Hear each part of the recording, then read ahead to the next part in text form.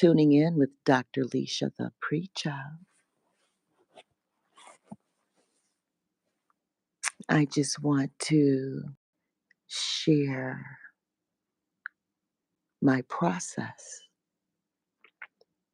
This process could be short, it could be long. Who knows, right?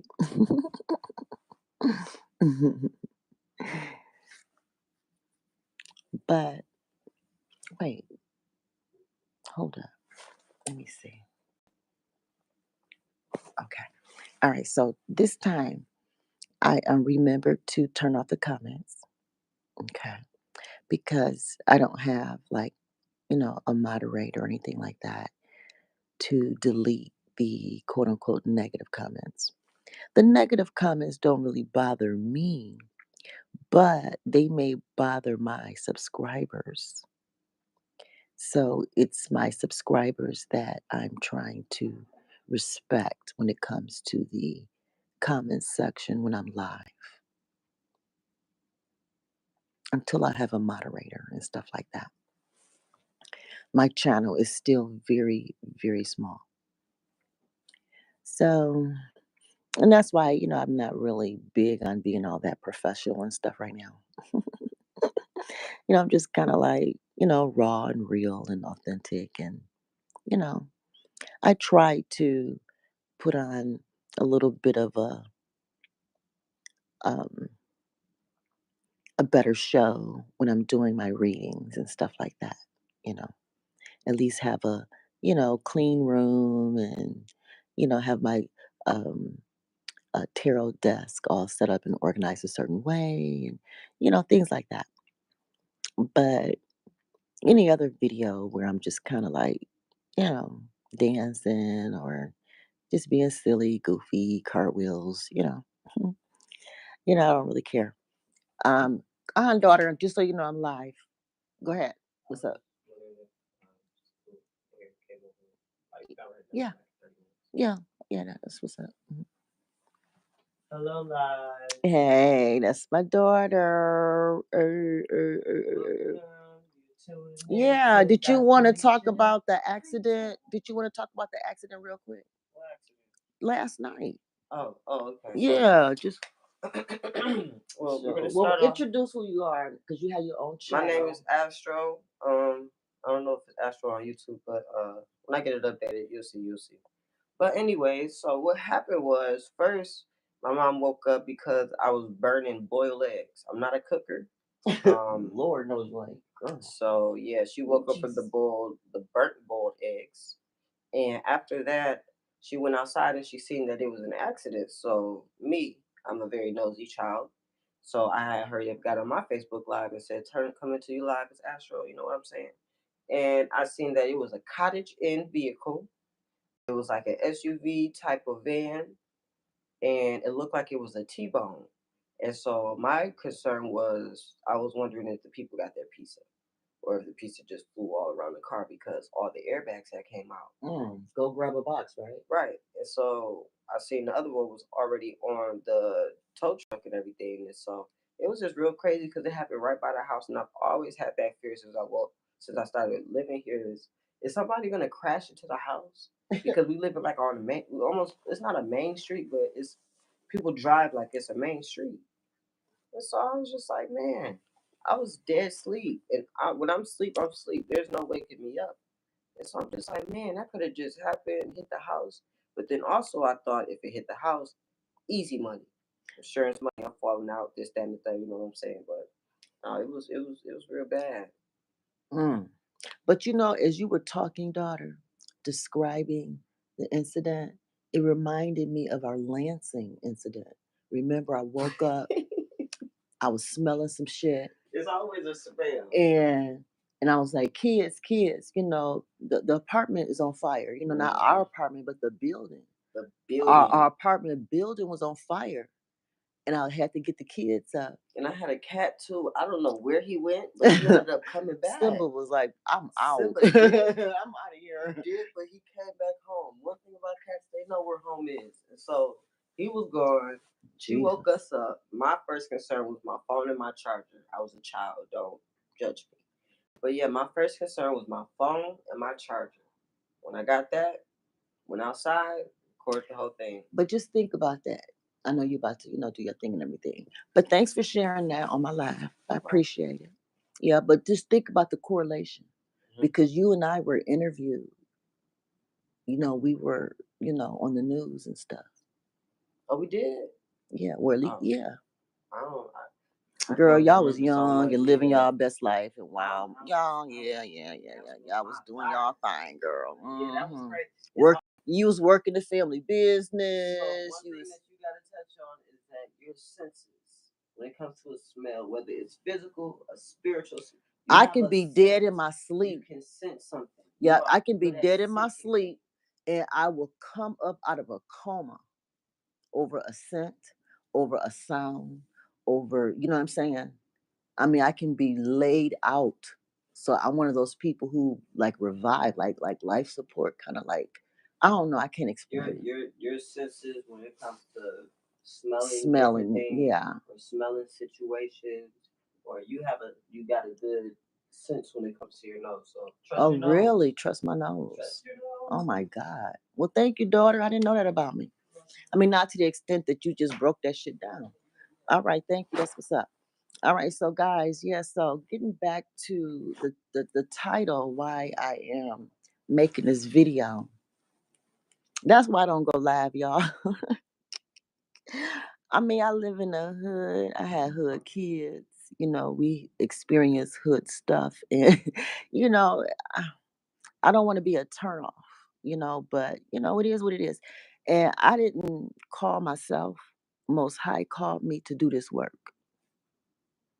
And, so I'm just doing it. All right. So, before I get started, okay. So, um, I want to explain what I'm doing and why I am doing it. Okay. All right. So, um, on Thanksgiving Eve, so that would be Wednesday. So, Wednesday evening, I went out to a couples and singles club. Okay. All right. That's my lifestyle.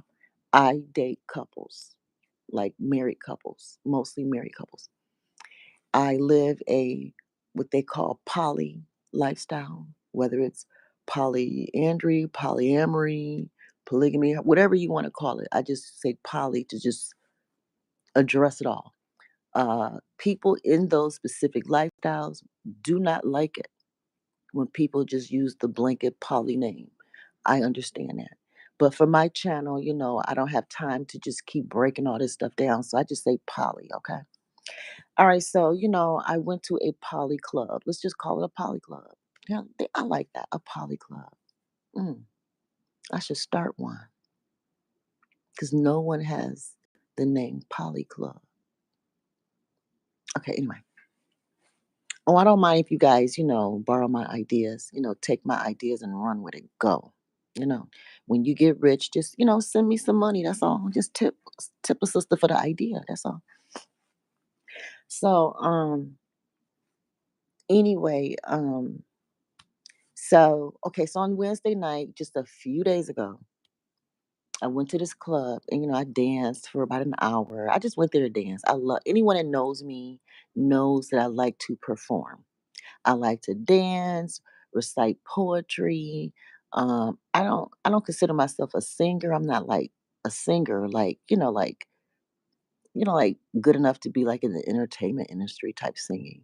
But I enjoy singing. And for some reason, I was a cheerleader.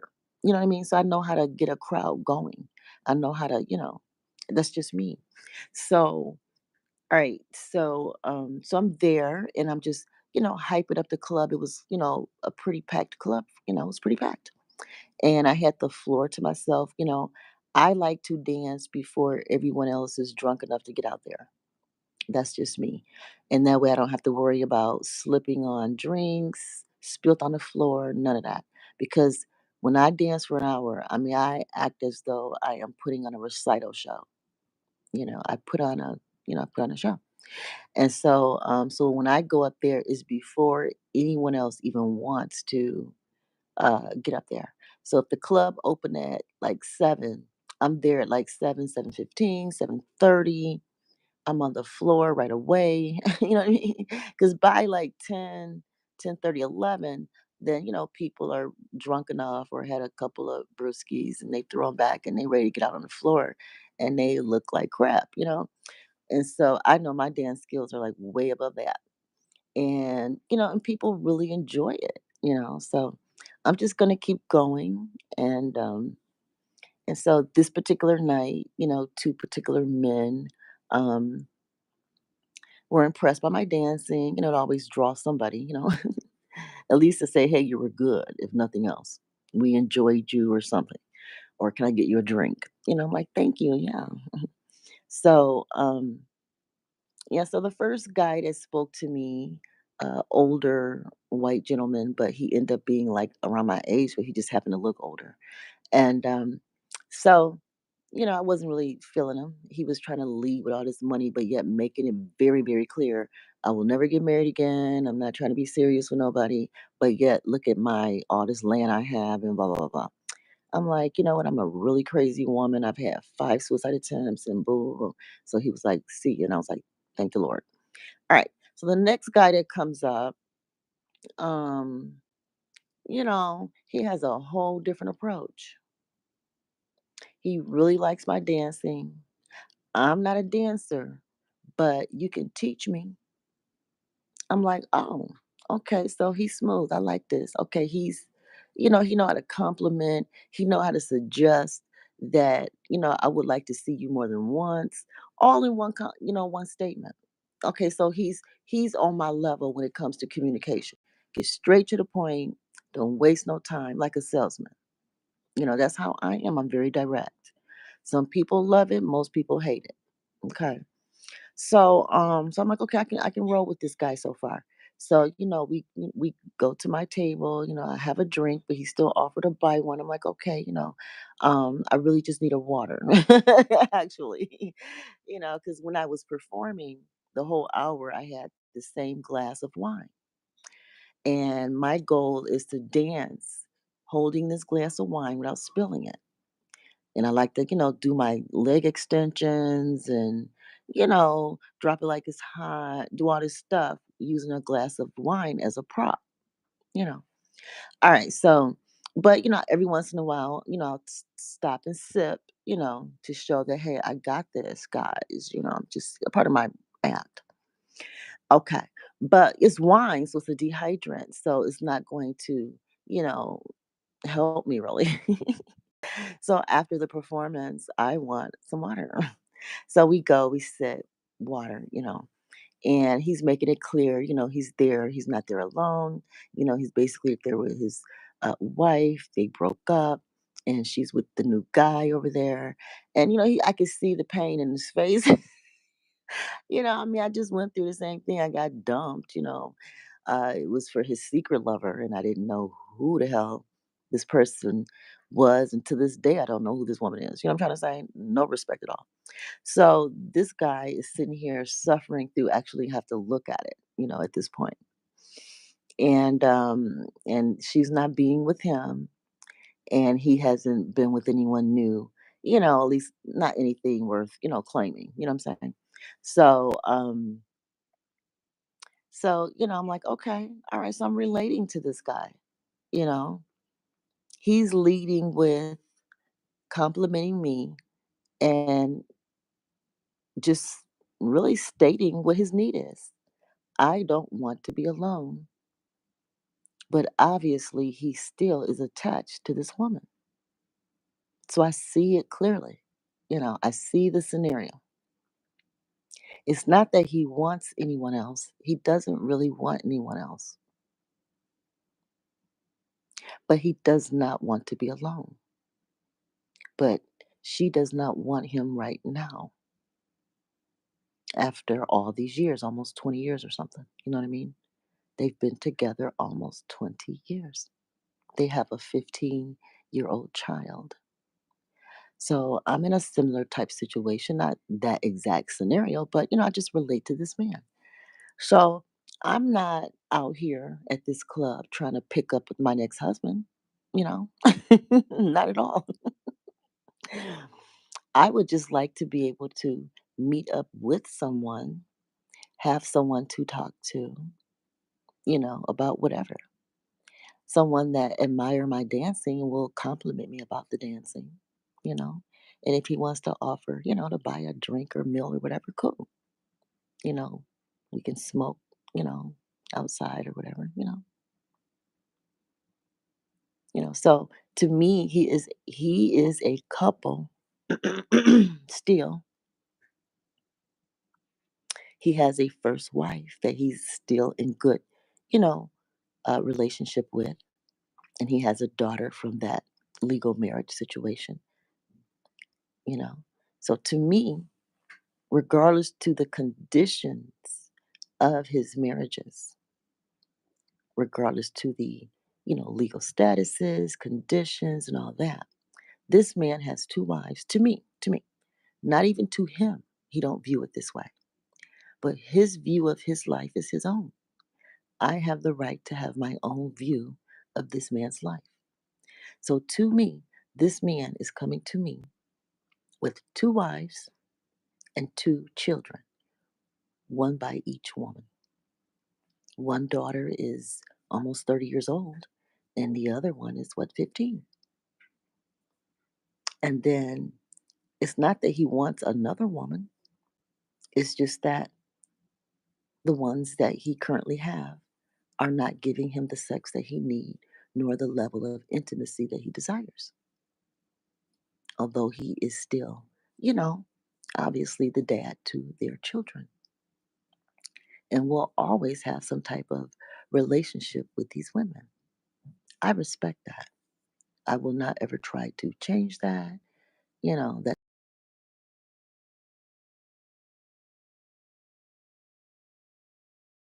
we have started a text communication. We haven't even officially called each other on the phone. Okay. So that's just how, new and fresh this is. It could last a day, it could last 3 more days, a week, whatever. It could last a year, 5 years. Who knows? There's nothing invested here, is the point. So, let me plug up my battery. I'm about to lose some battery juice here. So, if you're saying, why would you want to share text messages with somebody? Well, really, this is nobody. I'm just saying, technically, this really is nobody. But you know what, guys? This battery is going to die on my other phone. Okay. Um, I'm going to finish this later. I think that's what I'm going to do. But I was going to share some text messages. But at least I gave you guys the foundation. I'll finish that much. So in a different live, I'll go over the text messages. But at the end of the day, I asked him to frame the relationship at this point. What do you see? I mean, I know we don't have one. I know that. But even to just communicate, you have to frame it. So he said, okay. Um, he said that, of course, um, I just want to be friends. Some other real basic stuff. And I'm like, okay, cool. So to me, he set the stage and the tone of the room. He set the stage and the tone of the room. Okay. All right. Now, prior to that, which to me is very basic, and I followed up too with my little basic, I call it decorating the room. It's his stage and his framing. Now I can come in and decorate it. Okay. And I'll give you guys, in the next message live, what I came back with based on what he said. Okay. Now, regardless to what was stated by him, this is not how he expresses himself. Okay. So when he met me, he's talking about how my dancing made him feel and all this stuff, right? And when I share the text messages, then he's going to express how when I touched him, which I don't recall really touching. you know, I mean, I have the gift of healing hands, so when I touch, I mean, it can really, I can touch you. You know what I'm saying? So, but whatever touching I did with him that evening, he had, he wrote about it. He described the touch. Now, again, this man's been dry for a while, and the woman he won't, he looking at her being with another man and walking out with him. This woman moved out of their home into another place with this new man. He don't want any of this to be happening. He want his wife with him, but right now he can't have her, and she's cut off the sex. So whatever touch I did, it could have just been touch his knee while talking, or who knows? I don't know. I don't even remember. I didn't even ask him about it. But he was describing how it made him feel. I'm not going to get a big head because this man ain't been touched in a while. So my touch is not that powerful to me at this moment. But can it be powerful? Yes, it can. It can be powerful, but I don't choose to use dark power in this situation. I can use this touch right now in a dark, powerful way, but that is not my soul. I'm going to use it in a light, powerful way, which means that I don't have no power in this situation. I could have been a free prostitute on the street who just needed to sit in his car to warm up, who would have touched his leg and he may have gotten the same sensation. It's possible it could have been just, he's that horny or that alone or lonely or whatever his situation is. So I'm not big headed enough to think that because I touched him and he wrote about it in a text in such a, warm way that it was special. Okay. All right. It's just way too fresh and soon to pick up on anything like that. In fact, with me, I kind of require dating a person a year before I even consider how I feel about them for real, for real. For the first year, I want to know, how are you treating me? How are you treating the other people in your life? That's what I'm looking at. How do you spend your time, your energy, your resources, your money, whatever? That's what I'm looking at the first year.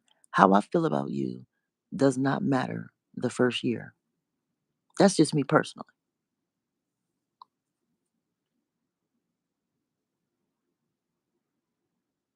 And that could be the wrong way to approach relationships. I don't know. But that's just what I've been doing all my life. You know what I'm saying? And then that second year, I bring in my feelings. I mean, like, I'm not going to hold back. I can't afford to at that point because I've already invested a year and decided that I'm going to continue with you. So now I got to know, can you handle me? Now that I know who you are, can you handle me? Because I'm about to unload it right now. But I don't just unload without some framing. My first husband and I'll just address the legal ones before this live just cut off. The battery threatened me also. Chances are it's just going to cut off. But the first husband, after the first year point, we dated a whole year after that. And by the time the second year was over, he wanted to be married. And we were married, period. Had we not gotten married, then it was just going to be over. Because I don't want to waste more than about 2 years with anyone. Why would I do that? Who can afford to do that? And for me, I can't speak for nobody else. That's just how I live my life. And then with my second husband, the first year was, getting to know each other in our own way, you know. And then the second year, really, it was marriage, really. The second year was spent um, him planning the wedding, really, and getting married. It, yeah, so, but the advantage he had in doing that was we had known each other since ninth grade. We had known each other since ninth grade. I already knew him. So the first year, I was just really getting legally divorced. I was getting legally divorced, and he was preparing his life for a family. He already knew. And I hadn't been married before, and I knew I wasn't going to just be dating. I had two daughters. I wasn't just going to be out there dating different men, having different men running through my life. Even if they wasn't running through my home, if they're running through my life, at some point, the kids will feel it. Even if they don't see people, they can still feel the impact of people, you know? I understand energy. I understand spirits, and I understand transference.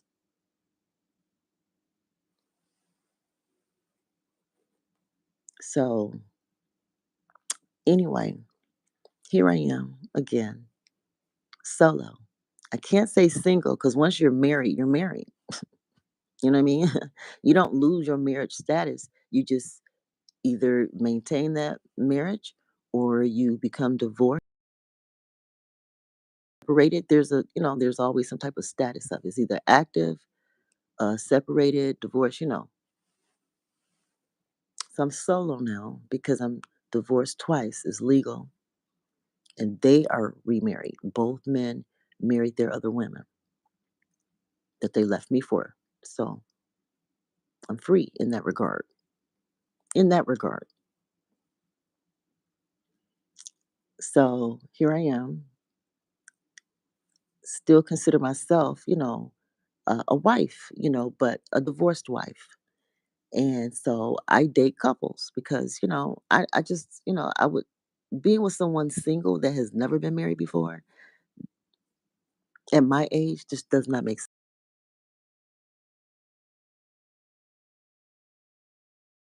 I don't know. I know that it's different for men.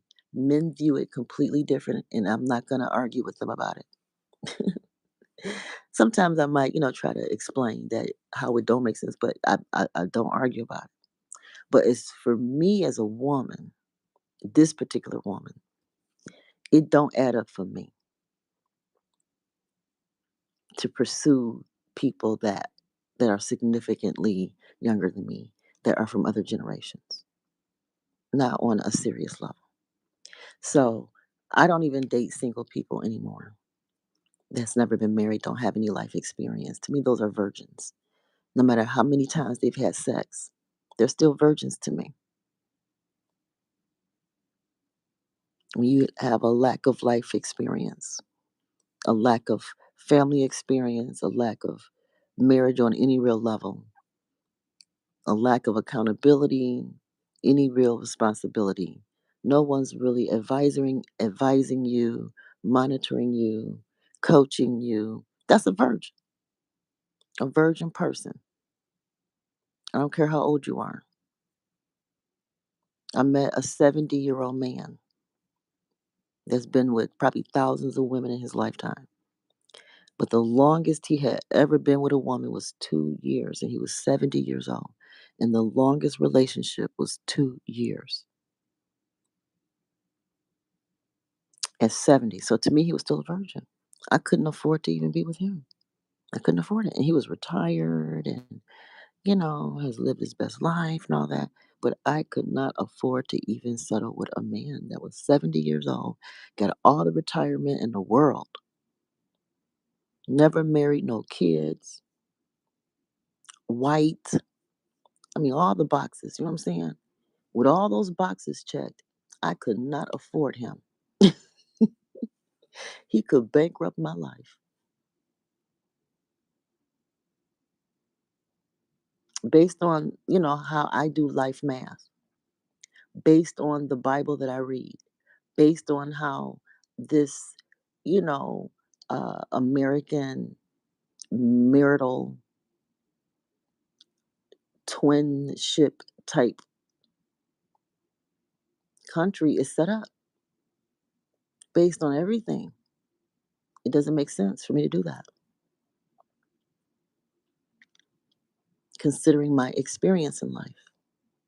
But here I am at a couple's, like a poly bar, and I see a situation that, you know, makes sense to me, or at least give me a peek into the type of situations that do interest me. Even if this particular situation don't work out, I'm okay with it. At least I have an idea of the type of situations that do interest me. I desire to specialize in keeping marriages, whether legal or not, families together, whether it's monogamous families